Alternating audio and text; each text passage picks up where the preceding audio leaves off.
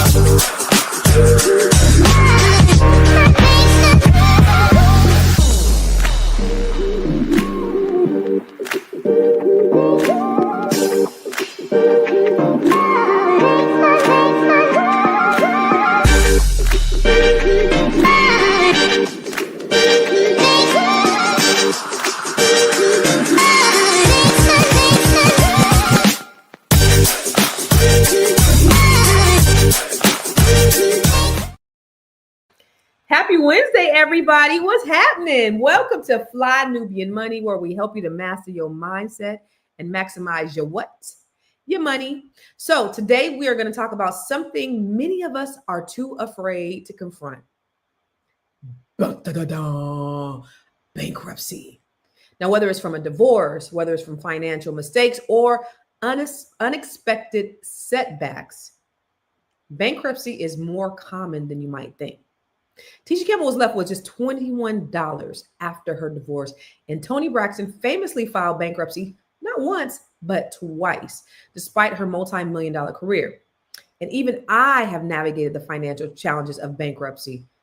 It's a reality that can happen to just anyone, to everyone. No one is absolved from doing this, no matter how much you achieved. So in today's episode, we're going to talk about how to bounce back after financial hardships and rebuild. It's not just about surviving, it's about thriving again. We're going to discuss the mindset it takes to come back stronger and the steps you need to rebuild your credit, your finances, and your future. Now, before we get started, I got two of the dopest human beings on the planet that's rocking with me today. First, I want to my road dog, my ride or die, Miss Black Hollywood. What's up, baby? You good? I'm good. I see you back in LA. I am finally, unfortunately, but finally. Unfortunately, but unfortunately. Okay. Yes, like okay. I miss food and everything. Go ahead, girl. Okay, you was just starving yourself 2 months ago. Now you gonna be out here. I don't know why I'm so big. No, you know what I would do, Constance? I would run like 6 or 7 miles, and then I would allow myself to eat. And you'd eat up everything every day. Yeah. That's not how you're supposed to do it. I did like 40 miles. I did 40 miles while I was in New Orleans. Shit. Yeah, okay. But I ate. You. I ate when I was in New Orleans too. You deserved it. You're gonna have to turn up your mic a little bit though. So, and then I want to bring on my girl, Dr. Charm. Listen, I don't know if you guys know about Dr. Charm. We just got word that she's going to be hosting All Black National Convention next month in Atlanta, Georgia. But listen, if you don't know about Dr. Charm, you better get to know about her. She is a doctor. She is a stand-up comedian, and she is a psychic. So she can deliver your baby, tell a joke, and predict your future. And then she just added real estate agent onto her resume. This girl do anything. She's all things to all people. Listen, if you need if you need to get your future read, hit up Dr. Charm. If you need to get a baby delivered, hit up Dr. Charm. If you want to go listen to some funny shit, go to Dr. Charm. And now, if you want to buy a house, you can go to Dr. Charm. What's up, ladies? How y'all doing today? What's up? That introduction alone, I mean, my goodness, I feel like the most elevated of VIPs That's in this building. Listen, I just call it like I see it, sis. I just call it like I see it. Thank you. Listen, financial hardship is not anything new to me. Life gives you ebbs and flows, especially if you have not had a financial literacy or if you don't know anything about being financially literate. And if your financial IQ is maybe a little bit in a deficit, it can happen, but it can also happen to the best of us. I know the only thing that I heard about growing up because my parents I overheard them saying that we can't do nothing because we got bad credit. That's all I knew. They didn't tell me about money. They didn't tell me how to write a check. They just said that they had bad credit. And I didn't know what that bad credit was. I just knew it was ruining our lives. And so I vowed that I would never have bad credit. I vowed that I was going to always, and I became obsessed with credit. And then it happened. I filed bankruptcy. I had a 379 credit score.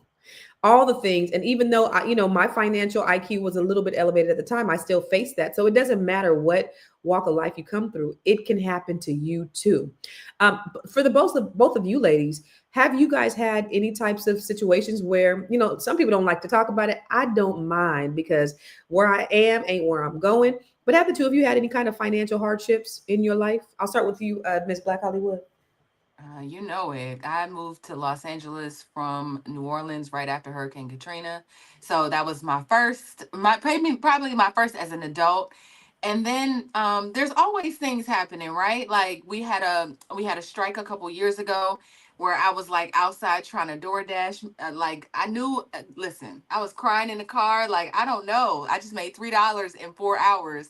So things happen. Oh, wait. Back that up. Yes. Back that thing up. Yes. What? Like, I was trying to figure it out. I was like, oh my God, my savings is dwindling. What am I do, Jesus?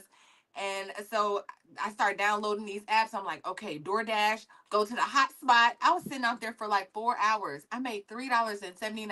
I came home and was like, I'd be like this. I called the crisis hotline that night. I was like, I was so stressed out. Listen, I understand. Sis. Are you serious? Yes. You didn't even make $1 an hour. $5, yo. It was $3. Sharecroppers made more than that. God, dang it. Oh my God. That's what happened. True story.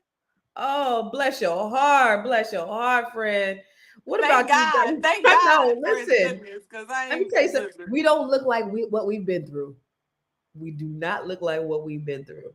Dr. Char, what about you? Have you ever faced any financial hardship challenges? Yeah, definitely. As a medical student, that was very difficult on my finances, and coming out of med school, and you have, debt and things like that. And so I definitely had to do a lot to work on my credit and things like that. Just like you grew up with family that I don't even think, they knew their credit scores and so forth and so on. And so I was always kind of apprehensive about that kind of stuff. And what I did was I partnered with a Black-owned company about 9 years ago, and they helped me buy my first home. So they helped me build my credit and work on it and financial education. And it took about a year. And I was, had been a lifelong renter and didn't think I could buy a home just because of student loans and all that kind of stuff. And so was able to get my credit up and walked into the lender, and they said, hey, you're pre-approved. And it was nothing like that, that feeling, because I just burst out crying. I'm emotional. And to be able to walk in after having worked really hard and be able to, buy my first home, that was like in 2020. So it was great to be able to go through that process and rebuild my credit and work on my financial health. That's dope. Can I keep it real with y'all? So just last week,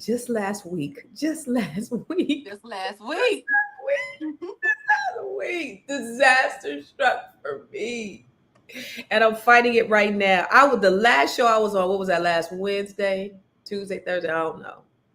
I came on there. I was looking like I wanted to throw up. Right before I got online, I got a thing on my all my credit agencies saying that there was something going on with my credit. I looked at it and it said I was 180 days behind on a student loan. What student loan? I ain't got no student loans. Well, back in 2017, I took out a Parent Plus student loan for my daughter.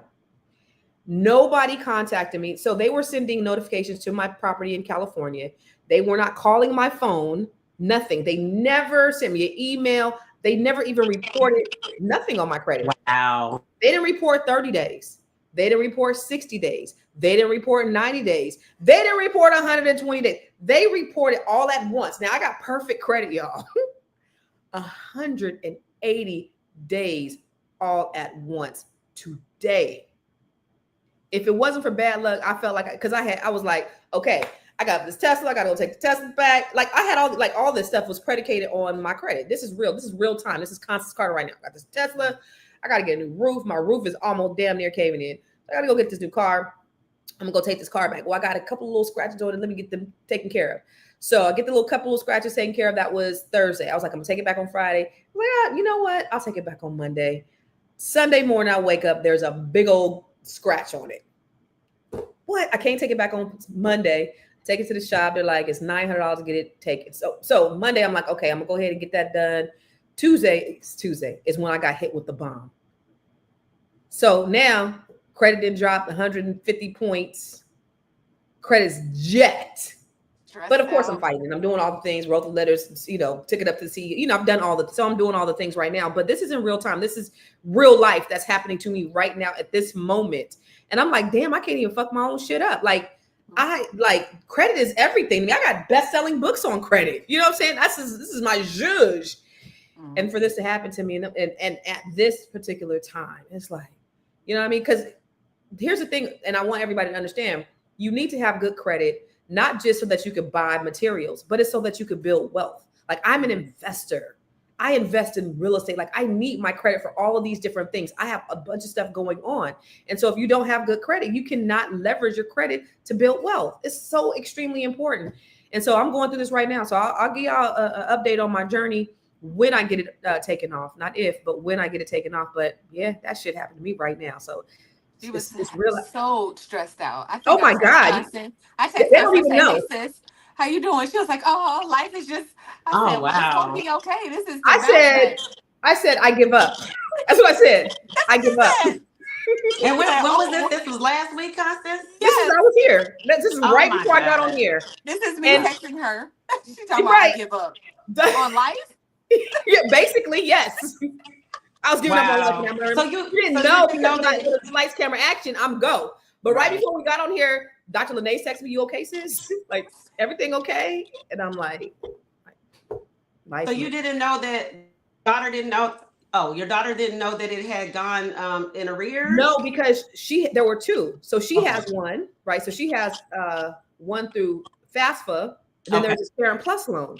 So I think maybe she may have gotten a notice, but she thought it was a scam because she had this other one. She didn't know about it was all that, right? And so that was in deferment. So this one was, I don't know.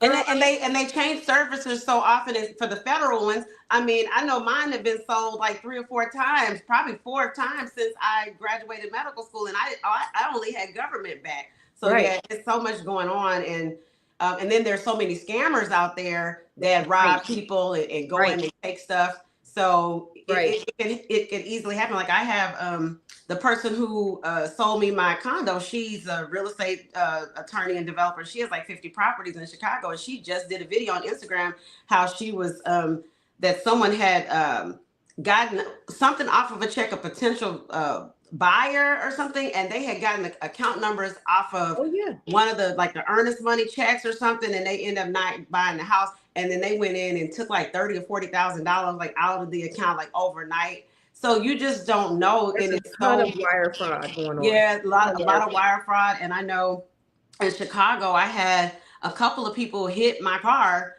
and they gave documentation like they had insurance. And then I go to call the to get the car repaired, and they're like, this person doesn't have insurance, to the point where I had State Farm, and I was like, I can't believe they're not catching these folks. And the girl at State Farm said, Dr. Charm, there's people who are walking in here with fraudulent insurance papers that I can't even tell that they're fraudulent when they show them to me. And she's the State Farm agent.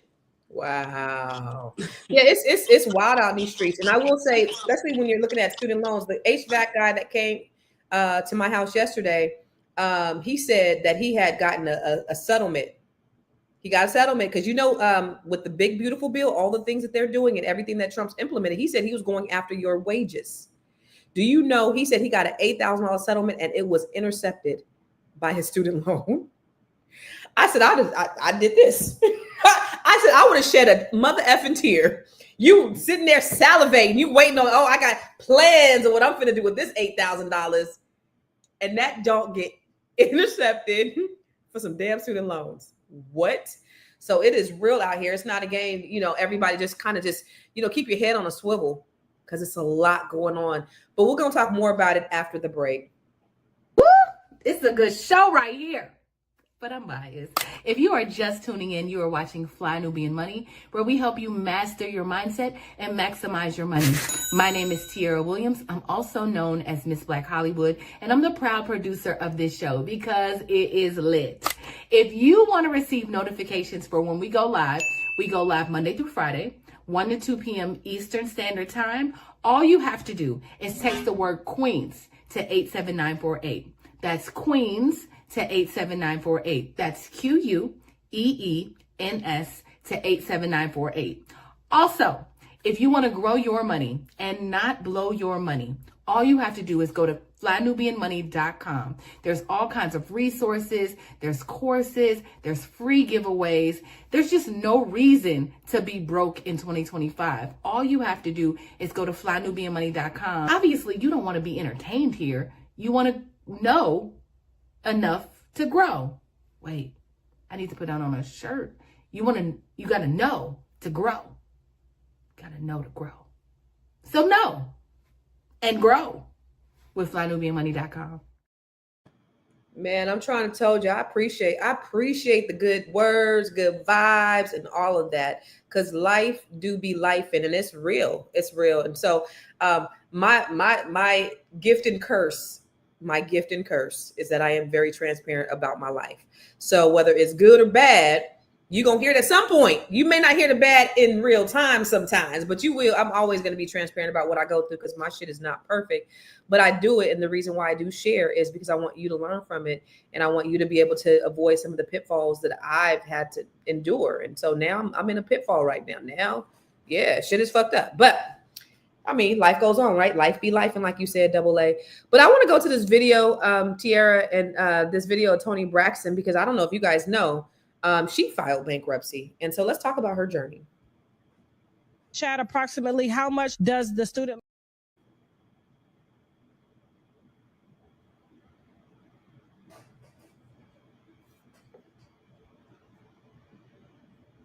You need me to do it? Explain us bankruptcy for a little bit, because I was confused with bankruptcy. Because you never looked broke to us, ever. Nah. Then you just buy a new crib? 6 months ago. About 6 months ago. You gotta explain this. And it was $3 million, right? About that. Get out of pockets. Sheesh. About that, yeah. So what made you file for bankruptcy? Because I had no money. We don't believe you. No, I read about it. 2010. Okay. Back, I filed a couple years ago. Okay, So you got back on your feet that quick to be able to buy a $3 million house? Or $6 million house? I have good credit. So I saw this video of Toni Braxton. This was a few years ago.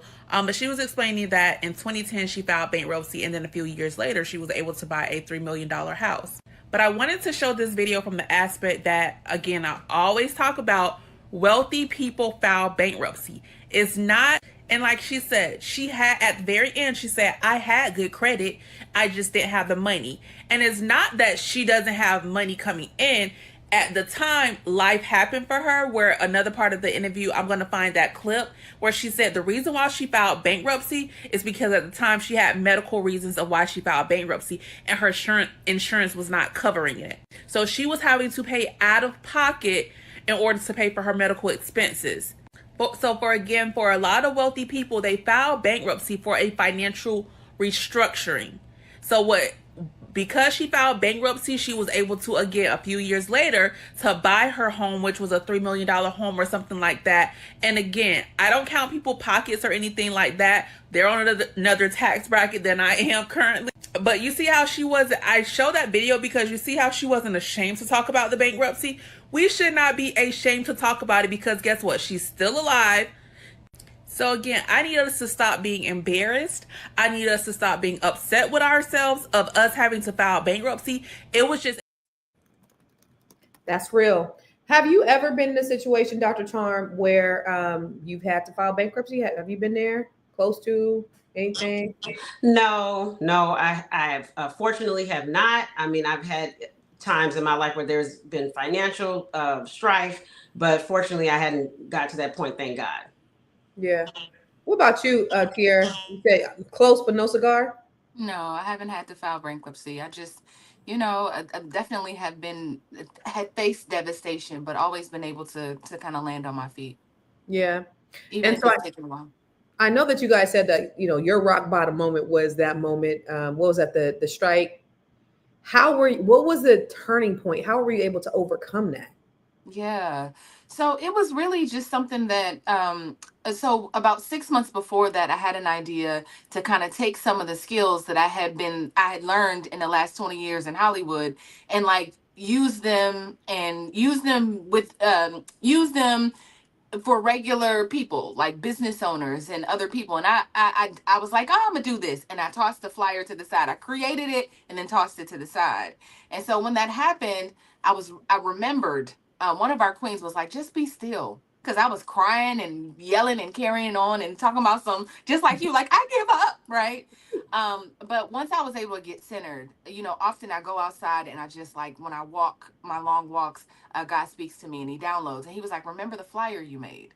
And so it was my real virtual flyer. It was for my Mm, real virtual business. So I started, I just sent the flyer out to like 30, 40 people I knew, and 5 people responded to me. And before I knew it, I had a business and I've been running real virtual ever since. It's been the best thing that's happened because now I can work with celebrities, but now I can just work with entrepreneurs and people that want coaching, and it's really more fulfilling than just trying to work in Hollywood. So yeah. it was a better pivot for me.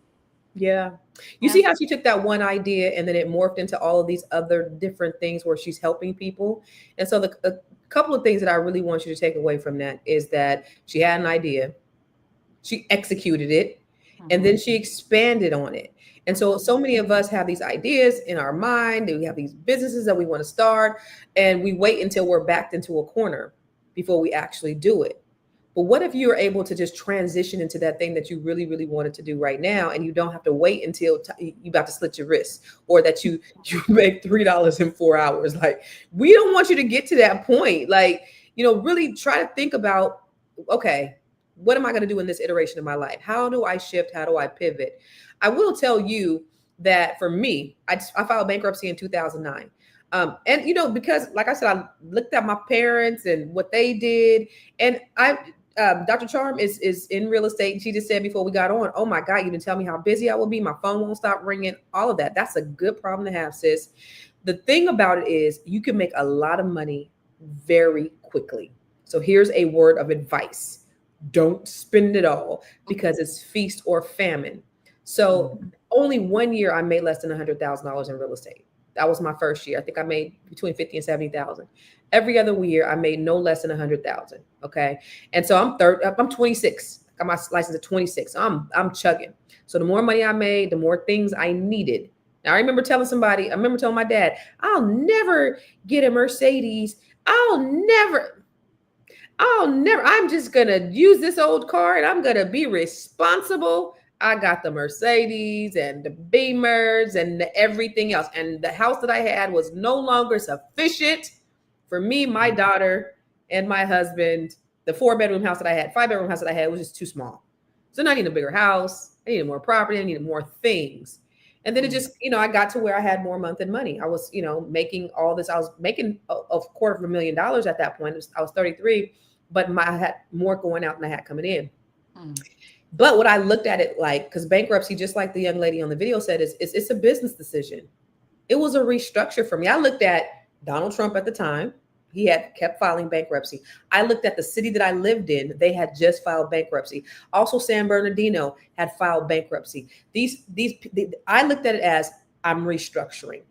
And so when I went to bankruptcy court, it was like the best day of my life. Up until that moment, it was, baby, bankruptcy. Like it was like the second best day of my life. Corporations do it all the time, so why should we feel shame? They don't You should feel not any feel shame. shame. It's a tool for them. I mean, how many times has Donald Trump filed bankruptcy and he had A to do lot. Chapter 7 and all this kind of stuff? So like I don't think that there should be a stigma on it. It's a tool for us to use. The uber wealthy, the ultra rich, they specialize in avoiding paying taxes and manipulating these tax laws, which are built to work in their favor in that way. And so it's the everyman that's doesn't know how to manipulate these laws.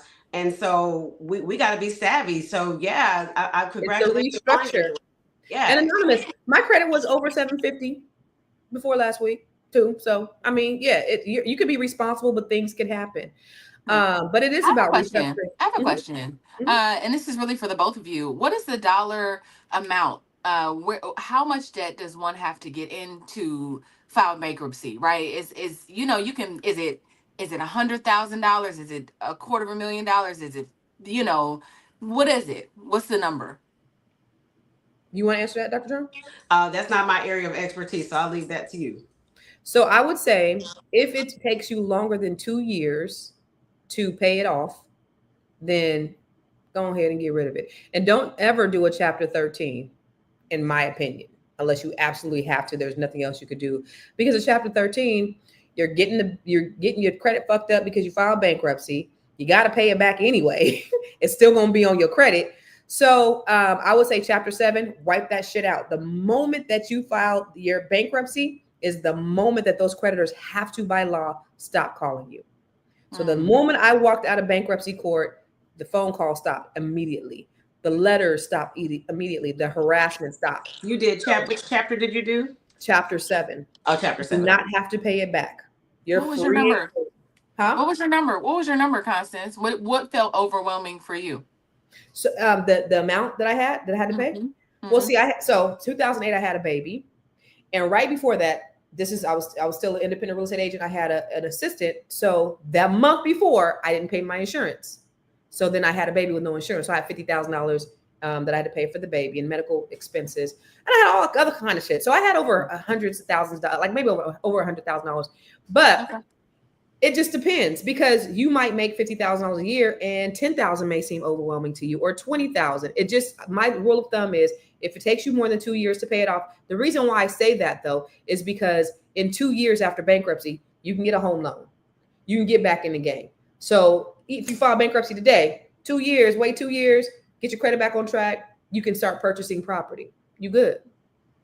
Yeah. And here's the thing, it was something very pertinent that you mentioned, that you had this $50,000 of debt from having a baby. The number one reason that people file bankruptcy is medical debt. And so that goes to policy in this country. We don't, at the time of Franklin Delano Roosevelt, the president, when he instituted the New Deal back in the 40s, after World War II, where we got, housing assistance and welfare. We didn't get it. The white people got it back then. We didn't get that. As Americans, at the time, it was thrown on the table to do socialized medicine. And so socialized medicine was introduced as far as the Medicaid and Medicare, but at that point, they wanted to do it for everybody. And the number one reason why we did not get full socialized medicine for all citizens is because the racist white supremacists said, we don't want Black people to have free health care. So now it's biting everybody in the butt, because Europe, you can fall out and break your leg. You might wait in line for a while if you're in the UK, but you're going to go to the hospital on NHS. In France, the same thing. But in America, we don't have a right to basic health care without having to worry about bills. And as a doctor, it is so ridiculous. It is burning so many doctors out, fighting with these insurance companies, and they don't pay, and it puts businesses in jeopardy. And so I know the Biden administration had instituted some things about the medical debt, but then now the Trump administration has reversed some of that. So that medical debt is a huge, huge factor in financial health as far as bankruptcy is concerned. Mm-hmm. You're absolutely right. And it's funny, because we send all these billions of dollars to Israel every year, and they have free healthcare. They have free school, and we don't. It's crazy. The irony. I mean, the system is messed up. But we're going to talk more about it when we come back from the commercial. I know you're busy. You got things to do, and you can't take us on the go with you every single day. Good news for you. We are now on Spotify. So if you can't watch us, now you can listen to us on Spotify. Search Fly Nubian Money, and all the episodes shall appear. All you have to do is like, subscribe, leave a 5-star rating, leave some comments, tell people how you love us, so that when other people come along and are looking for a great show to watch, they can find Fly Nubian Money too. One last thing, and just in case you've been sitting under a rock, Fly Nubian Money now has an investment club. We are the Fly Nubian Money Club.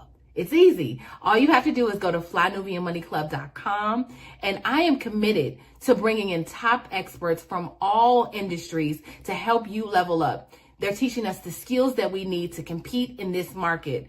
We often say that nobody is coming to save us, not the government, but guess what? We're coming to save us. I'm coming to save you with the Fly Nubian Money Club. So listen, all you have to do again is go to flynubianmoneyclub.com. We have a 30-day free trial set up just for you, just for those people that are struggling. Even if you ain't struggling, you ain't got to struggle. I'm coming. Okay, let me stop playing. I'll see you soon.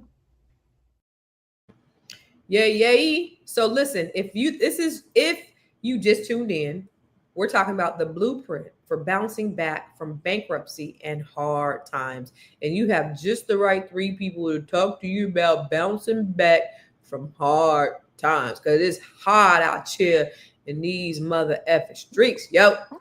Let me tell you something. It ain't no joke. But Tisha Campbell was talking about how after bankruptcy, and I can relate to this too. Being when I went through not bankruptcy, divorce. When I went through a divorce, I lost over $1 million, and so it's real. Like there's some things. The Bible says Ecclesiastes 11:2 tells you to have 8 revenue streams because we never know when a disaster is going to strike. It could be in the form of a divorce, a death, a COVID, whatever. It could be all of those things. And for Tisha Campbell and myself, it was because of a divorce. So let's take a look at what she did and what she went through. If I was 21, what would I say to my 21-year-old self? Have separate bank accounts? No. Don't do no joint. Do a joint just to pay the bills, but always have autonomy with your finances. Soon as you give up autonomy with your finances or any fiscal matters, you lose yourself. If you don't slow down, you're going to be in a grave tomorrow. Learn about every aspect of whatever business you're in. Take in everything. Learn from everybody so that you can be better. That sounds fair to me. Deal. Because of this, you have to be extraordinary in order to be considered average. I have to be the best. And I don't compete with others, I compete with myself. So that's what I tell her ass though.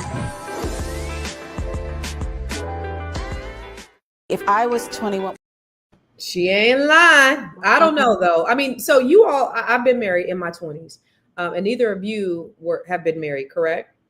I have not been married. And so it's easy to look back and say, in your 40s or, being a woman of a certain age, I would never get those same bank account. But what do you subscribe to that? Or at this stage in your life, would you commingle your funds with your significant other, Dr. Charm? No, I'm a fan of Susie Orman, and so that was something that she always talked about. I remember, I don't know if she still has that show on was it MSNBC, but I used to watch her. She'd be going off on those live callers, but she was always an advocate of having separate bank accounts and a joint account for bill paying. It's just the smartest thing to do.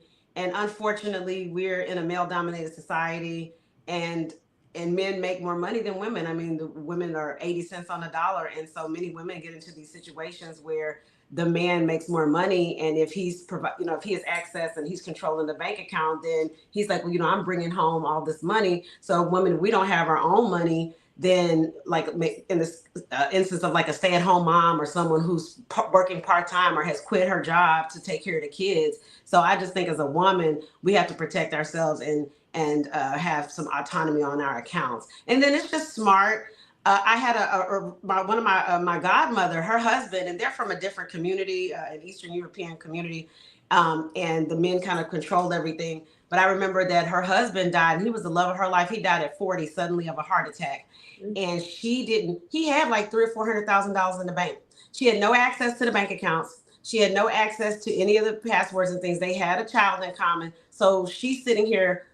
She had a side business, like a small business, but he was the breadwinner, and she had to go through probate court just to get access. And every time, because he had no will, they hadn't talked about any of this stuff. Whenever her son needed anything, then she had to write to the judge and send off that information. And that just could have been avoided by having financial planning and making sure you know what's going on and exercising some financial judiciousness as a couple. Yeah. What about you, Ms. Black Hollywood here? What do you think? Do you think it's prudent at this point, to kind of keep your finances separate? Is that protection? Would you consider that protection? Man, I'm just learning from the people around me, right? And my naive, have been married ever self wants to say, like, man, we take it, we build together, we grow together, right? That's what I want to say. And maybe we take your income and we live off that, but we take my income and we invest it. And so in 10 years, we have something to fall back on and retire if ever we need it. So I'm thinking more like, instead of me, I'm thinking we. But I know that it just got to be the right situation, which is probably why I'm not married right now, because I feel like it just got to be the right situation.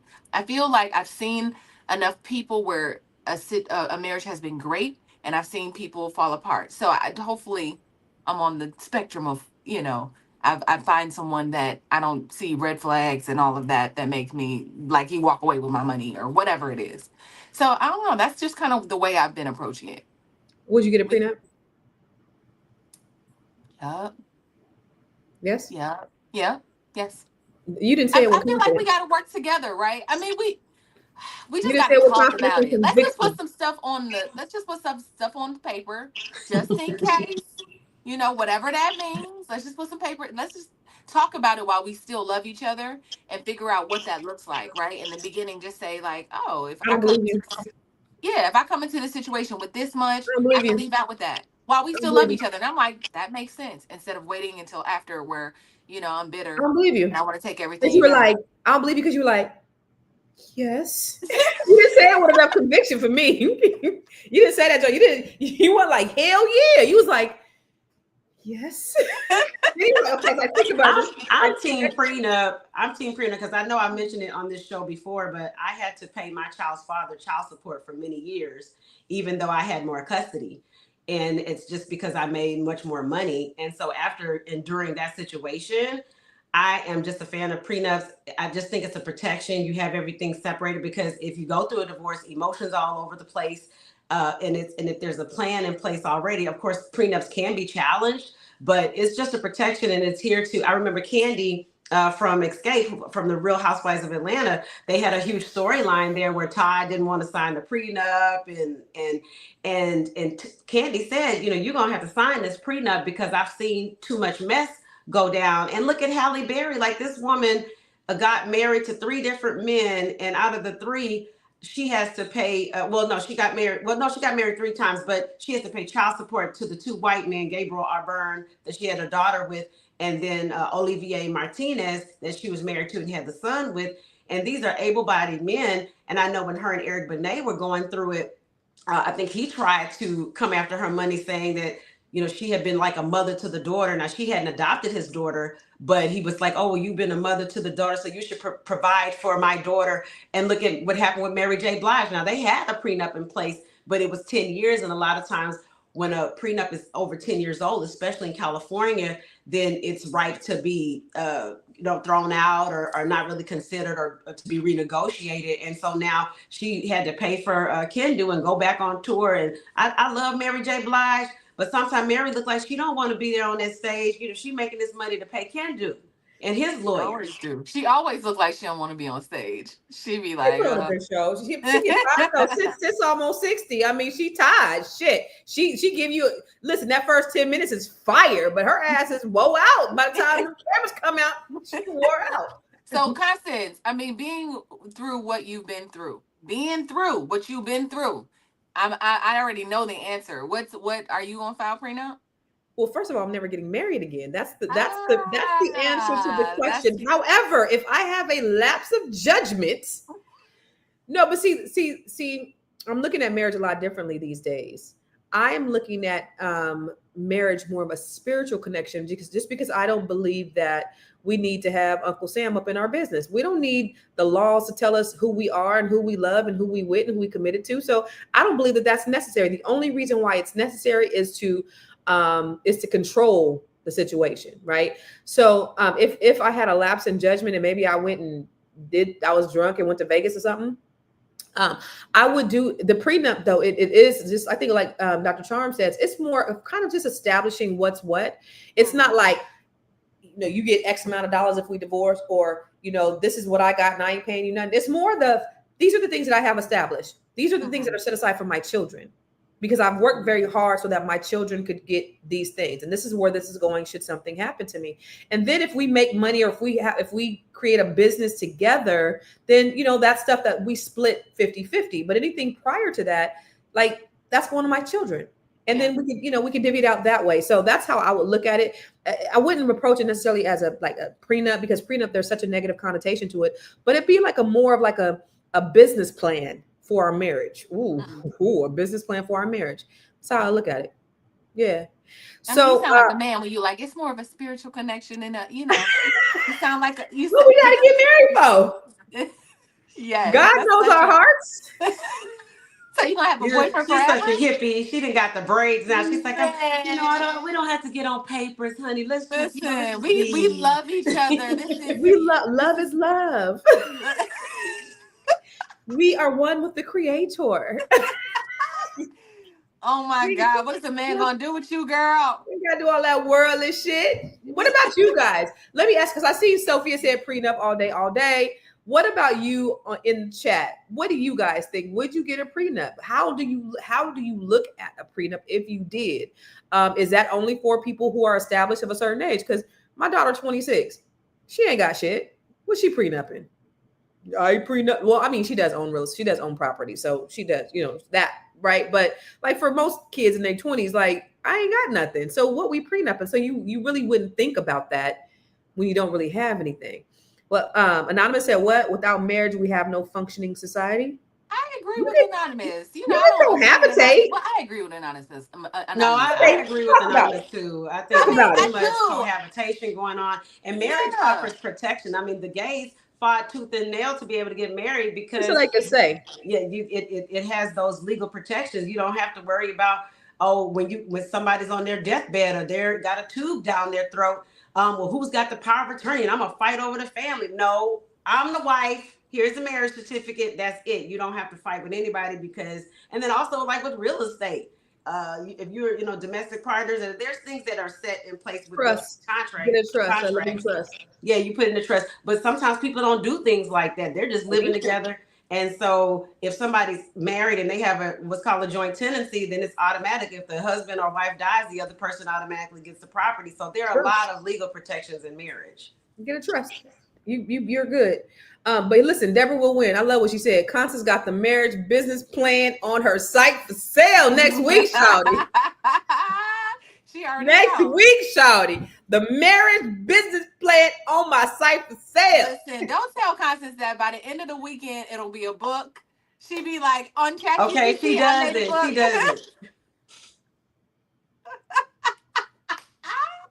it. Listen, ask her for some royalties, Deborah. All right, so we got another video. Let's take a look at this next video. Chad, approximately how much does the student loan adversary proceeding cost? Does it vary from state to state? So it varies from state to state. What we do is we charge a low amount down, and then we do monthly payments on it. If you do billable hours, that's traditionally, it's 10 to 20,000. What I'm seeing on an average is anywhere from 3,500 to 7,500. But again, you're looking at monthly payment plans, and we do payment plans of a few $100s a month. And we do a full analysis prior to filing the adversary proceeding, because we don't want to file cases that are going to be unsuccessful. I'm not a TV bitch. I'm a bitch that's on TV. You understand what I'm saying? Yeah. I'm not one of these TV fucking bitches. I don't know. I don't even know what that is. That wasn't the video, y'all. I was saying, well, what's a financial adversary? I don't even know what that is. Right. I'm like, wait, I thought she was gonna tell me, but that wasn't the video that I was trying to play. Oh, I thought that was that Basketball Wives or Love and Hip Hop? It was one of them. That wasn't even what I was trying to play. But there was another video of a young man just talking about the cost of bankruptcy and actually this is something that you can is it expensive? Is it like going through a divorce where everything kind of takes money from you? I wanted to get into that conversation, like, because you said that divorce took a lot from you, right? Yeah. Constance. And so I just wanted to talk a bit about that. Like, how much does it cost to file bankruptcy? Is it expensive? Is it something that takes a lot from you is what I was trying to. So I filed bankruptcy back in 2008, 2009. 2008, 2009. So for me, it was like, what, $1,300 back then? Might be maybe $2,000, $1,600 at this point. It's not a whole lot of money. So when you do a chapter 7, chapter 13s are going to be much more expensive than a chapter 7. So in chapter 7, what happens is, what my attorney said is, a lot of people, they want to be good stewards. They'll do a chapter 13 because they want to repay, right? I just want to just pay my debts back. I don't know why, but they do. But they end up falling behind on their payments, and they end up going back and filing a chapter 7 anyway. And he's like, these chapter 13 bankruptcy attorneys, they already know that they're going to come back, that they're not going to finish it. So they're going to take thew money twice. So you just go ahead and knock it out with a chapter 7 where you never have to come back. It does not cost that much. And what you do is they'll pull your credit report, and they'll get everything on there. And then there's language inside the bankruptcy that is anything that wasn't on the credit report, that's something that pops up later, that's also included. So then you don't have to get stuck with other things just getting popped up. So if you have, say you have a car, one of my clients had a car that they started reporting her late after bankruptcy. Oh, no. She was late. She can be late, but they can no longer report it. So nothing can be reported. She was able to keep the car, because she was like 30 days behind all the time. So they didn't come and take the car, but they cannot report even if you're late after bankruptcy. It's all included in the bankruptcy. So how long does it give you that kind of window? I think I'm not sure, maybe the next 12 months, but I think what happens is it has to be dated within that time. When it had to have been originated during the time of the bankruptcy for it to be kind of a catch-all included in that bankruptcy. But here's the negative about the bankruptcy is it stays on your credit for 10 years. So if there's not a way that you can get it off, it can stay on your credit for up to 10 years. And even if it's not on your credit, somebody can find out about your bankruptcy, with public records. So it's always going to be there. It's going to be a stain on your credit for at least 10 years. However, the further that you move away from it, the higher your credit score goes, you reestablish yourself. It's just going to be a little blemish on your credit report that says chapter 7 or chapter 13 bankruptcy. So it's not a hard thing to do. I mean, does that guarantee that you won't get, because I see that on everything, right? It'll say, have you ever filed bankruptcy? And you have to check yes or no. If you check yes, does that mean that you will not automatically get whatever it is? I say no. And I filed bankruptcy over 10 years ago. So no, I have not, because it says within the last 10 years or the last 7 years or whatever. It's not on my bank. It's not on my credit. So yeah. Got it. But here's the thing. So also with the type of business that I'm in, I own a mortgage company. And like I said, I use my credit for a lot. I use my credit for business. I have to pull my credit when I'm partnering with different lenders. They do ask you, like, if you're doing certain business things, they ask you if you did file bankruptcy. And I have to say yes. Because I filed bankruptcy in 2009, in 2009. 2010, I started Catalyst Real Estate Professionals, which then came on to be the largest African-American owned real estate firm in California.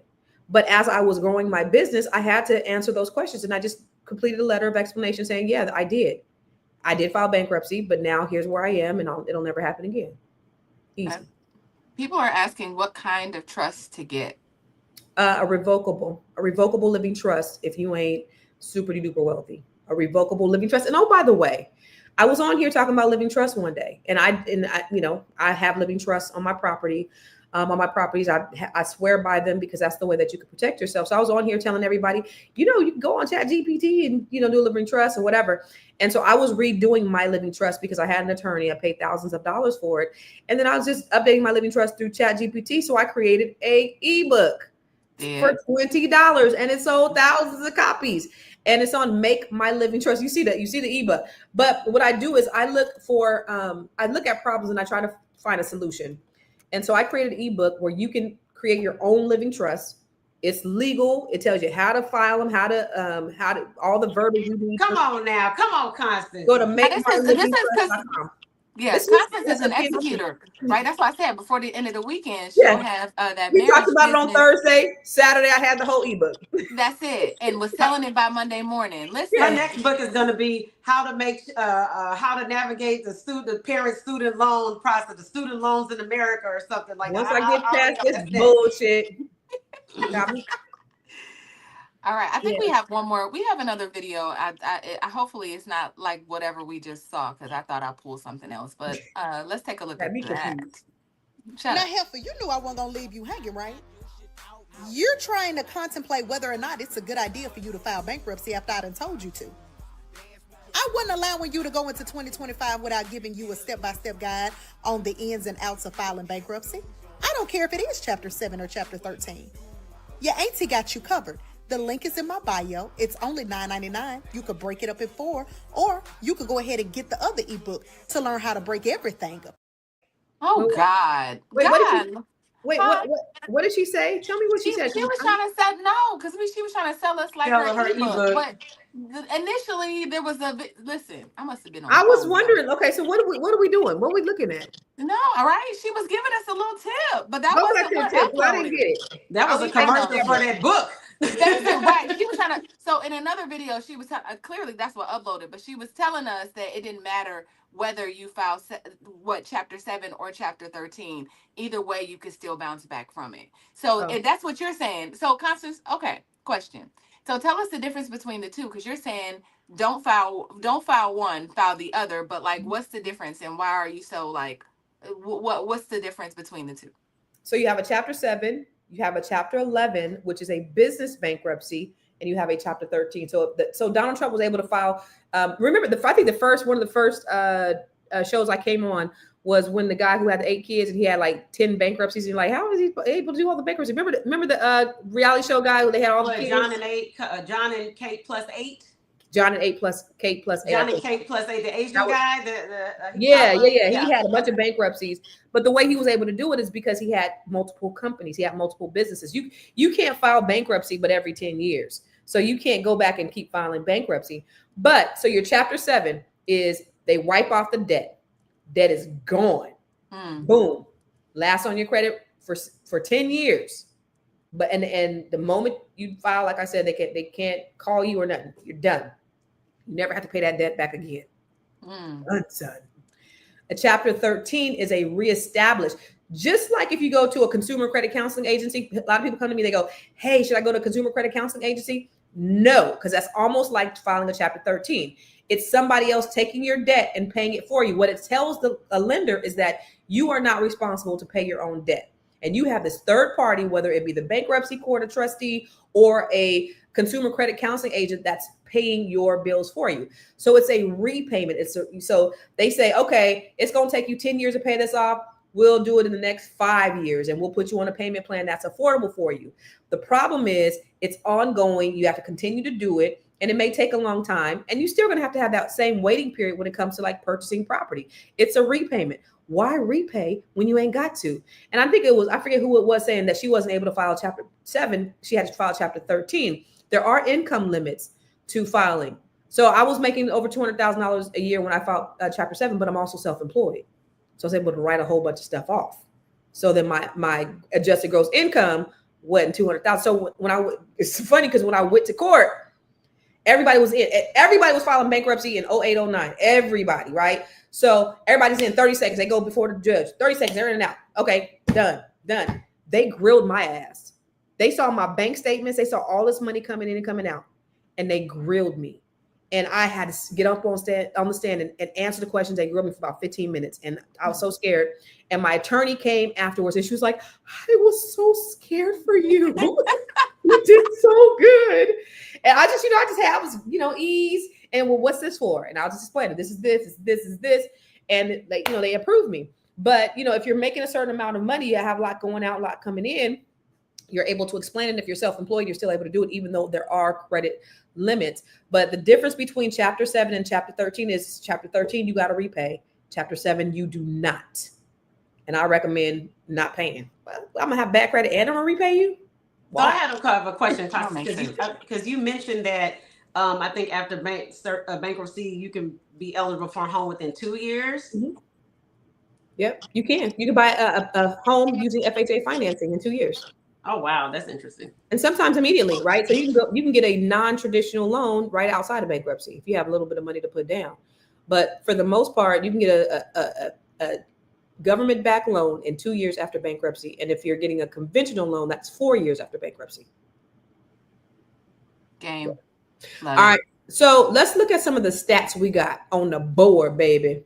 All right. So listen, bankruptcy, according to the American Bankruptcy Institute, individuals who file for Chapter 7 can start rebuilding their credit in as little as 18 months, but it can take 3 to 5 years to recover fully, depending on the individual's financial management. Let me just talk to you really quick, because here's the thing about it, and I talk about this inside the Grow Your Money Club, is how to restart after bankruptcy. Go to growyourmoney.club. Yeah. But with that being said, is that you have to reestablish yourself immediately. So they're going to take all your credit cards. I was like, even the good ones? They was like, even the good ones. I was like, can I keep? If you want to get rid of the bad ones, you got to get rid of the good ones too. You got to restart. They're closing all of them. Good, bad, ugly. I had some cars that I did not want to put in there. They put my cars in there. I'm so grateful they put I had this minivan that I owe like 25, 30,000 on it. It was worth 2,000. I'm so glad that they put that damn car up in there that I told them not to. So, and so when I let it go back to the, because I ended up letting it go. Wasn't no skin off my back. I was still paying it until I didn't want to pay it anymore. And when I let it go, nothing on my credit, right? Because it was already included in the bankruptcy. So reestablishing after, you could have a 700 credit score damn near within 12 months of filing bankruptcy if you reestablish correctly. And I'll talk about it in the Grow Your Money Club, growyourmoney.club. What's the next slide? Yeah. Experian reports that individuals who successfully complete their bankruptcy repayment plan see an average increase in their credit score of 100 plus points within the first year of starting their recovery plan. That's true. Yeah. So all you got to do is make sure you just restart. You got to get financially independent. The National Endowment for Financial Education reports that individuals who seek financial education after a bankruptcy setback are 35% more likely to rebuild their financial security successfully. Grow Your Money Club. And a Bureau of Labor Statistics report found that those who experience long-term unemployment can see a significant dip in their standard of living, which may never fully recover financially after 5 plus years on the job. And know this, if you file bankruptcy, guys, they do make you go through a financial literacy training to make sure that you don't get back into that same trouble again. So a lot of people are ashamed to file bankruptcy. Just like you said, Dr. Charm, it's a business decision. After they talk to me, they get it. They run down to the courthouse. Because when I tell you, when I went up in there, the sky was gloomy. The clouds was gray. When I came out that mug, I was floating. The sun was shining. The birds were. You mean to tell me I ain't got to worry about another phone call, another letter, nobody threatening my ass? Because y'all, I've had bankruptcies, foreclosures, short sales. I've been homeless, I've been there. So I understand hardships, and it's okay because you can recover from it. And that's what I want to tell you today, is that you can recover from it. But debt is slavery, and I don't think people realize that. And I remember I've only gone to Africa once, and that was like 25 years ago.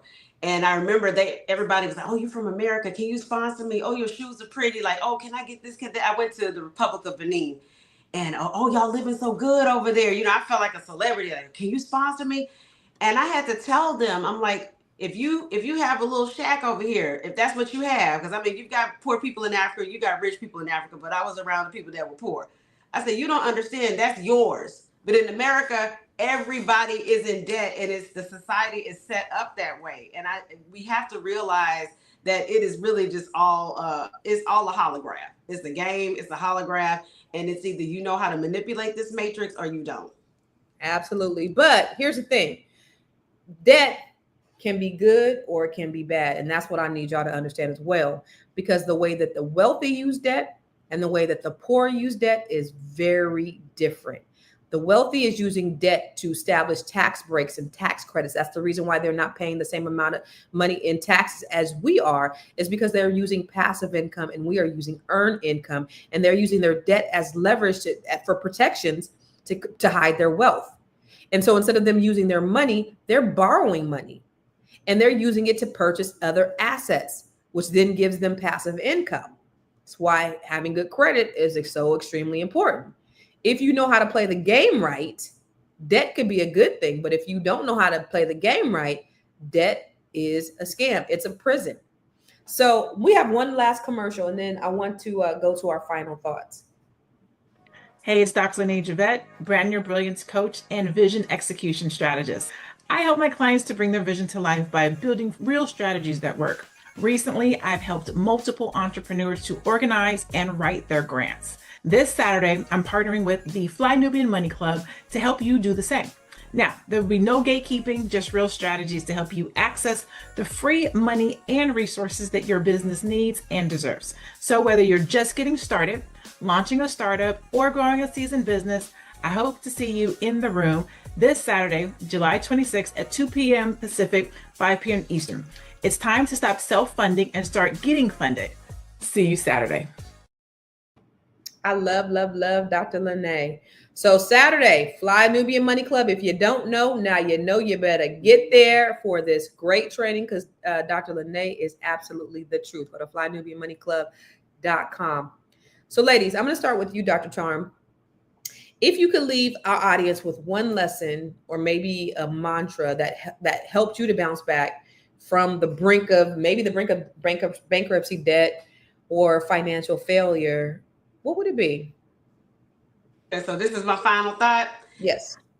We as a Black community, we have a racial wealth gap. We have been at disadvantage, but we have every tool at our disposal to come out of that condition and help one another and build a legacy. I'm always inspired by Black Wall Street and the fact that we improved our literacy. I believe it was like 80% within the first 2 years after slavery, within the first 4 years after slavery. So Black people, when we come together, we can do so much. And I've experienced financial hardships, bad credit, but I was able to work with a Black-owned company and get my credit to the point where I could buy my house, and now I have a home. And so I just got my real estate license. I'm really excited about putting first-time home buyers into homes. And I've also just joined Nubian Money. And so Nubian Money is a Black-owned fintech company, financial technology company, and we specialize in helping business owners establish credit, helping individuals establish credit, finding grants and tax incentives, getting debt help, applying for business funding and credit building. And if you want to find out more, credit restoration, because we need to close this racial wealth gap. And if you want to find out more, you can go to my link, nubianmoney.com/CHTIMS777. And let's build, let's improve. All right. Good stuff. All right. For you, Miss Tierra, if you could leave our audience with one lesson or mantra that helped you bounce back from the brink. From the brink. From the brink. Because the brink of splitting your wrist, the brink of making $3 in 4 hours, the brink, baby. The brink. I would just say it's all in your perspective and your mindset. We are so used to, as Black people, always having to fight through good times, and good times meaning like the show, like you never get out the ghetto. We are so used to devastation. We are so used to it and having to bounce back. And the thing is, you don't have to do that. We don't always have to bounce back from zero. If we can just really sit down and think about and go to the places like the Nubian Money Club or Grow Your Money Club or wherever you go, you can figure it out, because you don't have to start from zero every single time. I think that's actually what keeps us down as a community. We're always starting from zero. We're always spending till the last cent. When we borrow money, it's like, I don't got no money, right? I just think we could fortify ourselves and our community and our just a little better. So spend with Black people, make sure that you are prepared, talk to Constance, join the Nubian Money Club. As a matter of fact, this Saturday I'm so excited to be with Dr. Lene, and she said we were going live at 5 p.m. Eastern. I don't know what time that is because I can't do that, but we're gonna be live at 11 a.m. Eastern Standard Time. Just so you know that 11 a.m. Eastern Standard Time, and she's going to help you use, grant writing and getting grants as a part of your business model. So not only you're generating your clients, but you're also using grants to get money for your business. So join a club is my final thought. Join a club of any sort. Like, we're around here talking money every single day. Just make sure your ears are to the street and you're actually applying those things. Be like Constance. Constance can hear something on a Friday, and by Saturday morning, it's on the internet live. So I would just say just keep doing, keep living, keep pivoting, keep using the creativity that God gave you. And that's what I did. I just stay creative. Amen. That's what I'm talking about. Yeah, and shout out to whoever that was that said they send everybody to my website. I sure appreciate you. Because I do it because I see a need, and I love Black people. And it's not, the stuff I do is not exclusively for Black people, except for the Net 7. Net 7 is exclusively for Black women.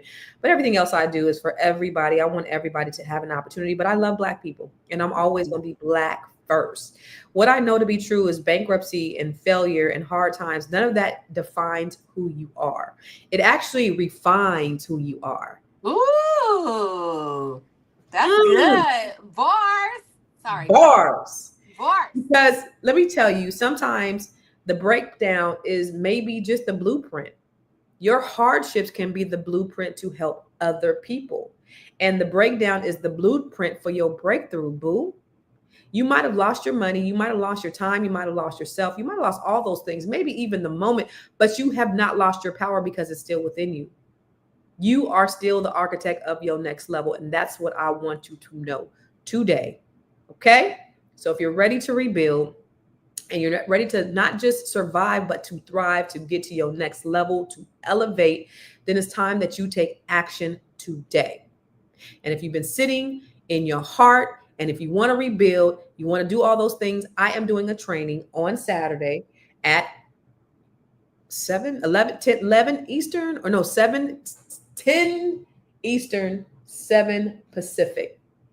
I'm doing the Bring Your Idea to Life. I want to take you from having an idea. I know many of you have ideas, from ideation to manifestation to monetization, because your story is not over. You already got the bounce back. Now it's time to build forward. Okay. So the Bring Your Idea to Life is for you. It's for those who have an idea and you want to take that idea. You want to close the wealth gap, because Dr. Charm talked about closing the racial wealth gap. Only 3% of businesses in Black communities are owned by Black people. And when we talk about only 6 hours to spend in our communities, because there's no Black businesses to do Black business with. So you have to be the great equalizer. You have to be the one. You have an idea. Now it's time to get off your ass and not just be a hearer of the word. It's time to be a doer of the word. Bring your idea, the number 2 life.com. And I'll see you on Saturday, hopefully. Oh yeah. By the way, I'm actually, for the people who, the folks who sign up for the premium, I'm doing a one-on-one coaching session. My coachings are $500 an hour. That gets in. That's also a part of the folks who sign up. Y'all get a one-on-one with your girl, and people pay me. Trust. People pay me $500 to spend an hour with me. And that's actually really inexpensive, but it's a great investment for you. But let me just tell you this. We appreciate you joining us today as we discuss the essential steps for bouncing back after financial setbacks. The journey of financial recovery may not be easy, but it's entirely possible with the right mindset, plan, and support. So remember, no matter how tough the financial situation is, you always have the power to rebuild. Let's keep striving for financial freedom and stability, and let's continue to support each other along the way. Until next time, stay strong. We're going to see you tomorrow. Same bat time, same bat channel. Peace.